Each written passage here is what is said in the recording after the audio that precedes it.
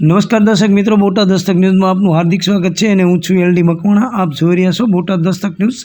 હવે પછીના સમાચાર વિગતવાર.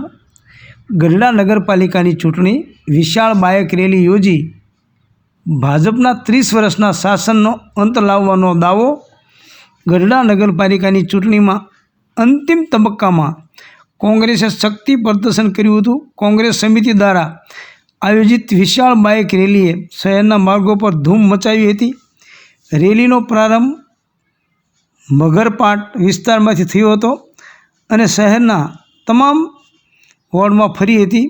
આ રેલીમાં મોટી સંખ્યામાં કોંગ્રેસના કાર્યકરો જોડાયા હતા, જેણે પાર્ટીની મજબૂત હાજરી દર્શાવી હતી.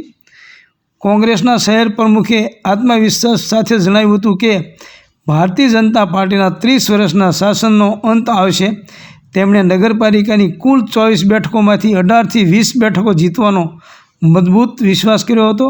ચૂંટણી પ્રચારના છેલ્લા દિવસોમાં આ રેલી દ્વારા કોંગ્રેસે પોતાની તાકાત બતાવવાનો પ્રયાસ કર્યો હતો.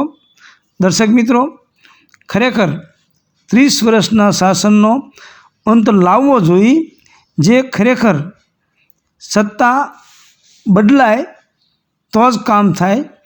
એક ધારી એક હથ્થું કોઈપણ સરકાર કે કોઈપણ પંચાયતી રાજ હોય, નગરપાલિકા રાજ હોય તો એક હથ્થું શાસનથી ચકી જતા હોય છે અને બેફામ થઈ જતા હોય છે.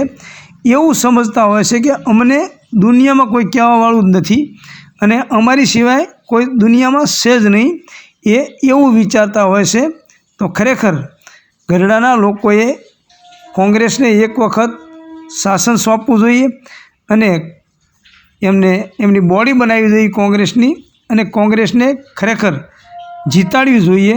તો આગામી દિવસોમાં ખબર પડે, લોકોને પણ વિશ્વાસ બેસશે કે નગરપાલિકામાં કોંગ્રેસની બોડીએ જે કામ કર્યું, જે આજ સુધીમાં ભાજપની બોડીએ નથી કર્યું, એવું કામ કોંગ્રેસની બોડીએ કર્યું એવું થશે.